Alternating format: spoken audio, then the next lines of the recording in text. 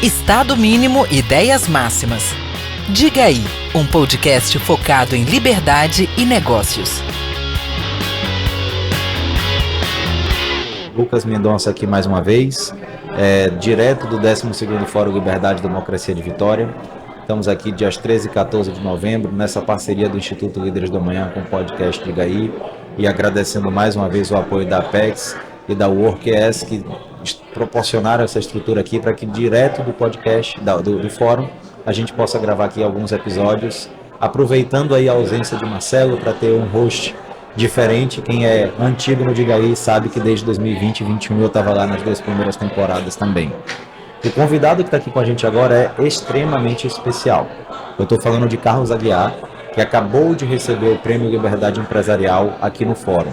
Carlos foi presidente da Aracruz Celulose, da Fibria, conselheiro dessas empresas também, fundou o Espírito Santo em Ação, que deu origem ao Instituto Líderes do Amanhã, e foi recentemente conselheiro do Conselho de Governança do Instituto Líderes do Amanhã. No tempo que eu tive na presidência e na diretoria institucional do Instituto, inclusive, tive a honra de compartilhar aí 2 anos de reuniões de conselho e aprendizado com o seu Carlos.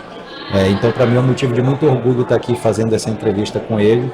Seu Carlos, boa tarde, muito obrigado pela participação. Boa tarde, prazer estar com vocês aqui. Obrigado. Eu assisti agora seu discurso, né, sobre o Prêmio Liberdade Empresarial, e o senhor contou aí alguns episódios da sua trajetória de 79 anos de vida, e o senhor teve uma rara oportunidade de passar ao longo de sua trajetória profissional por diversos países e viver e conhecer diversos regimes, né, dos mais totalitários aos mais livres. De tudo isso, qual é a importância que fica numa vida tão vasta como essa que o senhor já teve e continuará tendo por muito tempo? Qual a importância que fica da liberdade para o senhor? Então, durante o meu estudo universitário, eu li basicamente tudo sobre marxismo, socialismo, etc. E quase que me convenci que aquilo era a melhor solução, né? Quando eu comecei a trabalhar, e aí eu comecei a trabalhar em empresas americanas, o símbolo mais forte do capitalismo, eu comecei a observar que a escravidão não era o mote do capitalismo, no caso. Uhum. Como parecia prever, que era a luta das classes, etc. Tal, o empregado contra o empregador. E depois de sequência na carreira, eu comecei a viajar para o exterior e visitei países da cortina de ferro, né? Hungria, União Soviética, Cuba, e passei a observar a diferença de padrão de vida. Por exemplo, você saía da fronteira de Viena para ir para Budapeste, você já notava a diferença no tipo de automóvel, na quantidade de guardas. Numa fronteira eram 5 guardas, na outra eram 15. A vigilância em cima do visitante era muito grande. A gente andava nas ruas e você via perfeitamente que tinha um cara seguindo a gente.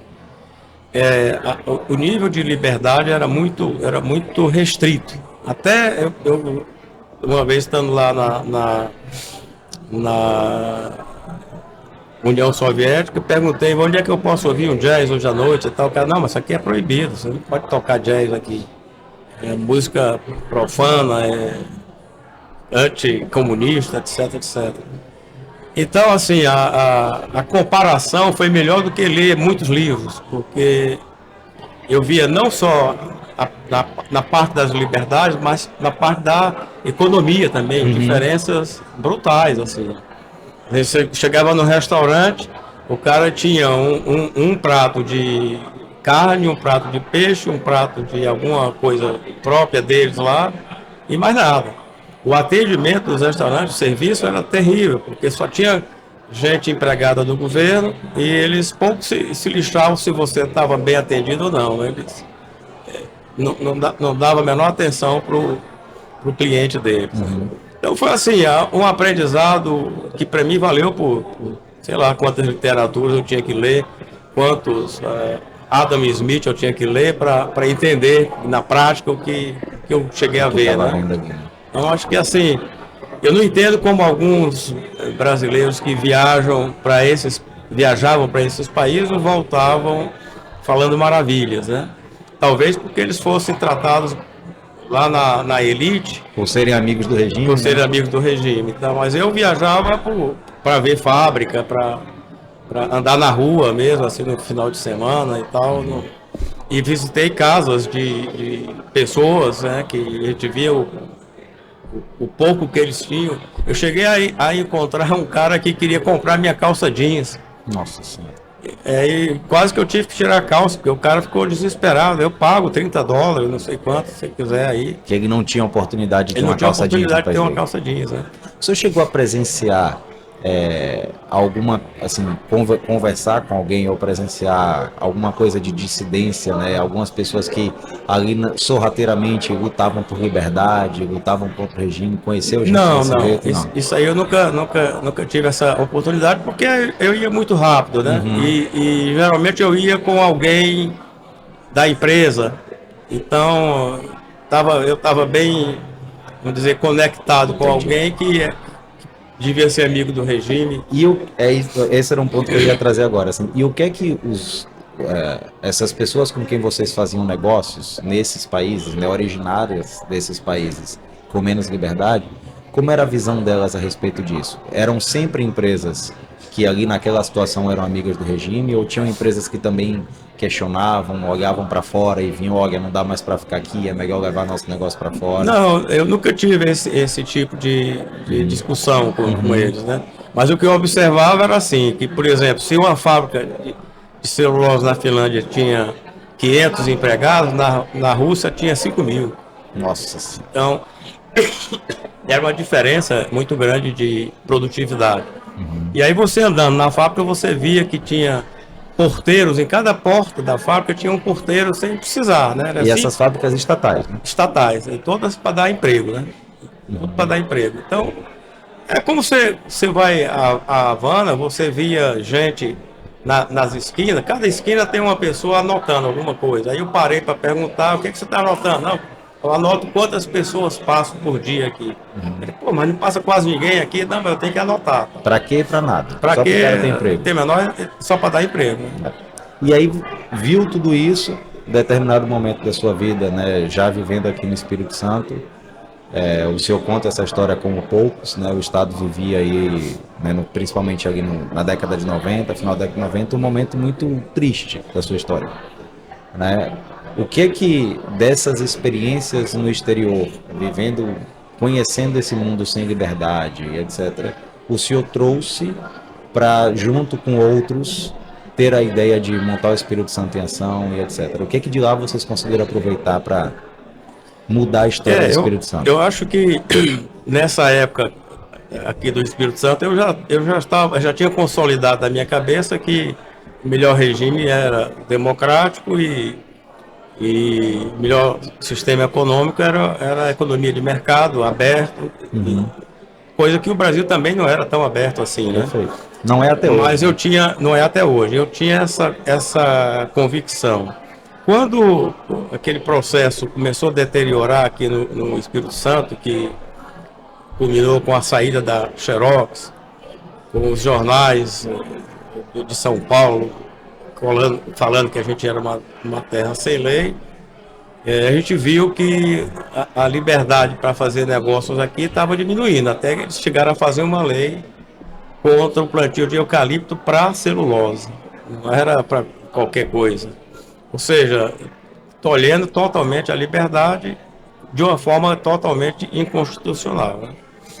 E isso não foi só com a celulose, tiveram outras legislações aí com outros setores e tal.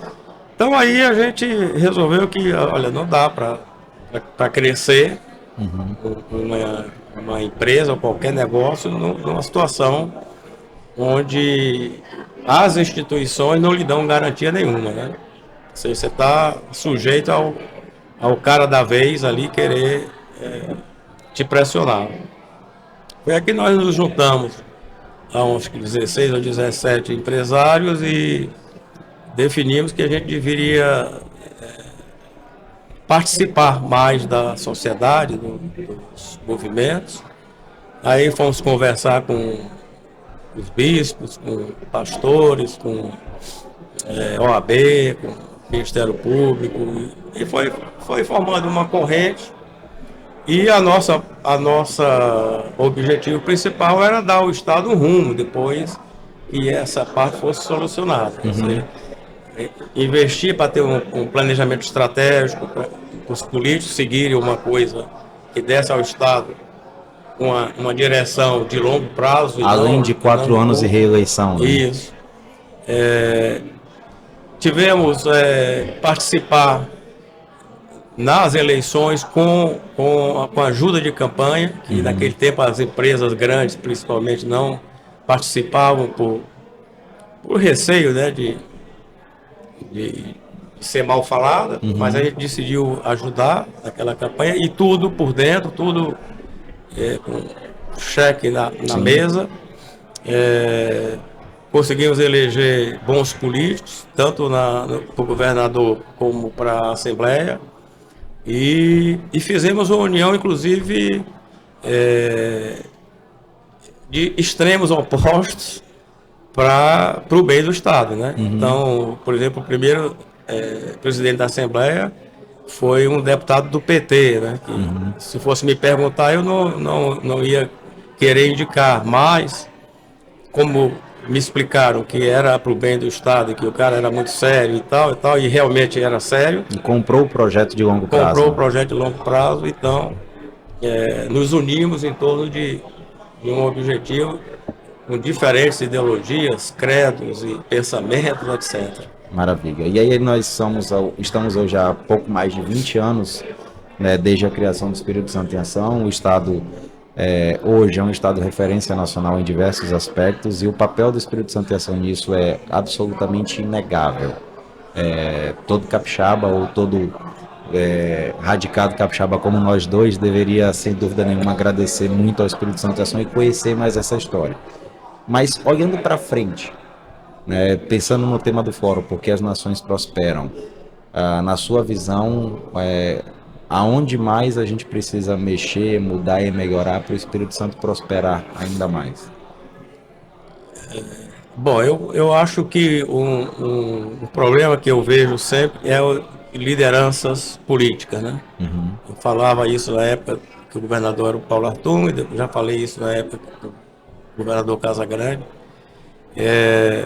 Lideranças políticas que tenham as mesmas visões de futuro, né? A mesma visão de economia, né? De sociedade. Então, assim, eu espero que o Espírito Santo em Ação, que está, vamos dizer, mudando já de roupa, com novas lideranças e tal, e os líderes que vem a liderança mais jovem, não percam essa história de sucesso e continuem trabalhando junto aos governantes, aos políticos, porque se a gente deixar por conta deles, eles vão fazer o mais simples e o mais popular. Nem sempre o simples e o popular vão dar certo. Eles têm que usar, fala-se tanto em ciência, eles têm que usar a ciência para fazer o simples, mas o correto, e não o simples e errado. Perfeito. E que eles dentro do possível, né, claro, da visão de carreira política deles, que eles não pensem só na eleição, né, porque aí faz mais fácil, né, e não pensa num projeto de Estado e de prosperidade de verdade, né. Agora, para isso, a gente tem que estar muito próximos dele, né. Eu sempre dizia assim, eu tenho que estar próximo para saber o que eles pensam e estar longe para eles não me empurrarem pro rolo dele. Para cair junto lá com eles. Para cair junto. Então, você tem que estar próximo para saber como eles estão pensando e tentar influenciar. Eu acho que, por exemplo, na pandemia, a presença dos empresários no grupo de crise lá foi fundamental para a gente não cair num lockdown absurdo, grandioso, que teria acabado com o Estado, né? Então, acho que houve um equilíbrio bom ali. E o senhor acha que o papel, que o fórum como esse aqui, o Fórum Liberdade e Democracia de Vitória, tem um papel importante nessa disseminação de ideias para que as lideranças políticas entendam como seguir adiante com menos populismo? Eu acho que eu vi que tinha alguns políticos aqui. Perfeito. Eu acho importante que eles vejam, mas eu acho importante também que tragam os jovens, como eu vi hoje, estudantes, e não só de escolas de gente rica, escolas públicas. Sim, também tem aí. Para que a gente tem que difundir esse conceito na sociedade como um todo, e não apenas nas elites. E as elites votaram foi no Boulos, lá em São Paulo, né? Então a gente tem que tomar cuidado, que a gente precisa instruir aqueles que enxergam o governo que entrega resultado. Perfeito. Que é o povo. Perfeito. O povo quer resultado. O povo não quer briga de siglas e DEI. O povo quer resultado, e os Estados Unidos mostraram agora isso. Exatamente. Então eu acho que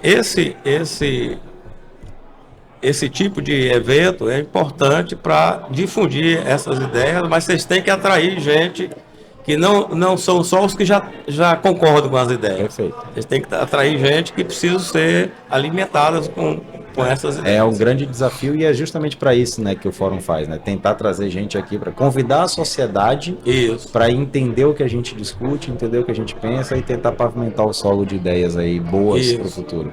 Seu Carlos, eu queria agradecer imensamente pela sua participação. Mais uma vez, te parabenizar pelo merecidíssimo prêmio, né, pela trajetória de vida e profissional incrível que o senhor tem. Que a gente ainda possa viver muitos anos mais aprendendo, convivendo e ouvindo as suas lições. Muitíssimo obrigado. Suas considerações finais. Muito obrigado. Acho que eu saí daqui hoje mais do que recompensado.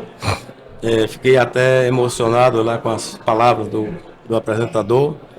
E muito obrigado pela atenção de vocês, que foi muito bom, muito importante para mim. Um abraço grande. Até logo, ouvintes do Diga Aí.